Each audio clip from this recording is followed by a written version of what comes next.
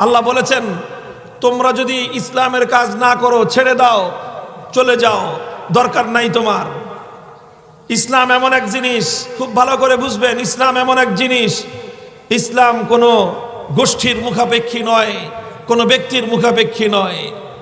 ইসলাম হলো দুয়ার খোলা আছে, হরকে খাহি গো বিয়াবো, হরকে খাহি গো বেরাও, হরকে খাহি গো বিয়াবো, হরকে খাহি গো বেরাও, দারোগিরো হাজবো দরবাদরি দরগাহে নিস্ত, দারোগিরো দারোগিরো দরবাদরি দরগাহে নিস্ত।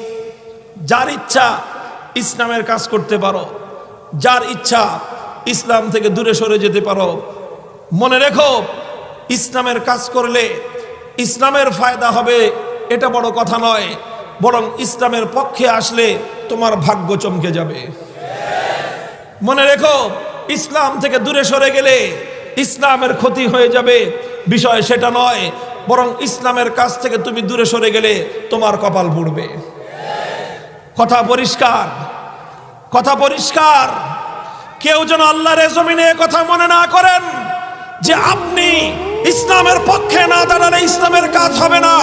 কেউ যেন কথা মনে না করেন আপনাকে বাদ দিয়ে আপনার জমিনে কোনো কিছু হতে পারে না।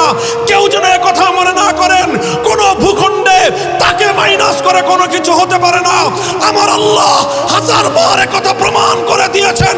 অনেক প্রভাবশালীকে আমার আল্লাহ কানে ধরে উৎখাত করে দিয়ে দুর্বল মানুষের দ্বারা আল্লাহ তার দ্বীনকে জিন্দা করে দিয়েছেন।